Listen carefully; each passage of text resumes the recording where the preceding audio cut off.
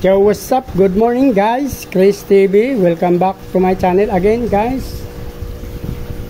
Guys, nakaipon na naman tayo ng 1 liter na mineral water. Yung isa to 500 nga lang guys, 500 ml. So 5, 10, 15, nasa 15 piraso guys. Ito yung idadagdag natin dun sa ating nadyajaring na guys. Mayroon na tayo dyan salt. Naglagyan natin ng salt to guys.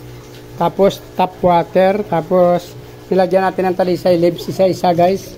Haluin lang natin yung salt guys para hindi makain ng ating mga fish.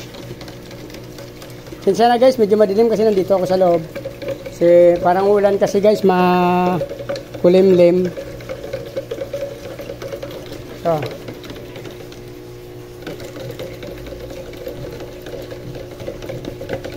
Actually guys, yung tubig galing dyan, pero hindi talaga yung mineral. Doon galing yan sa ating drum yan. Oh. Diyan tayo kumuha ng stock water. Nasa 1 week na yan guys dyan. Kasi yan ang pinapalit natin sa ating kuy. So, ito may araw na tayo dito na handa tayo na 15 1 liter. 13 piraso, dalawang 500 ml. May stock water to, tapos asin, talisay leaves. Magano tayo ulit ng ating samurai. At saka marami naman to. Baka mabawas tayo dun sa ating super red half moon na bita. Mabagal sila lumaki guys. Pag pinapabayaan sa tablang nila, ang dami nila. So halos semi-adult na yung nalipat nating una. Yung mga naiwan dun, wala, ang kala mo mga 3 weeks pa lang, 1 month. Mabagal talaga sila pag ano. Since marami sila nagagawa ng pagkain, yung iba malalaki na rin, binubuli na rin yung maliit, kawawa yung maliit. So pag dito sila, kanya-kanya sila. Talagang kakain sila na maayos. Kasi lagyan natin ng BBS to isa-isa. Totally kasi BBS lahat ang nilalagay natin pag bita. Gumagamit na tayo ng P1 ngayon, sumasalit-salitan tayo ng BBS pa. Saka P1 dahil napakamahal ng BBS guys. Yung 500 pesos ko na binili, halos ilang ano lang, wala pang mga 1 month lang siguro yan gagamit. Kaya P1 na lang kasi since marami akong P1 na order, 1 kilo naman yon, tagal naman nila maubos. So yung ating breeder sa mga grow out P1 na pinapakain natin, bita na lang ang alagaan natin. Saka yung mga maliliit na isda, medyo alalayan natin ng BBS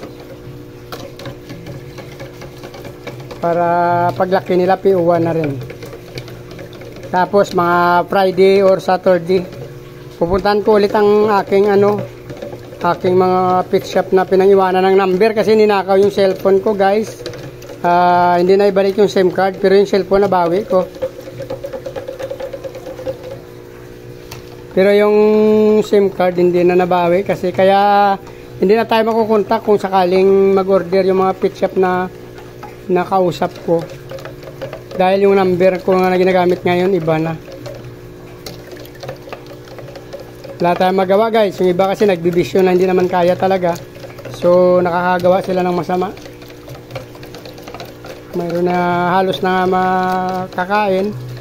Inuuna pa yung sigarilyo. Kaya hindi ko lang alam kung sigarilyo lang kasi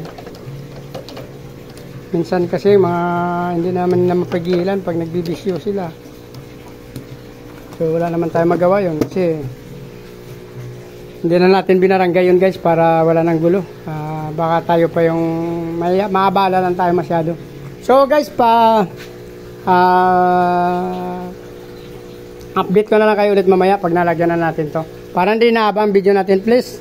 Sa hindi pa naka-subscribe guys, pakipindot na lang ng subscribe button.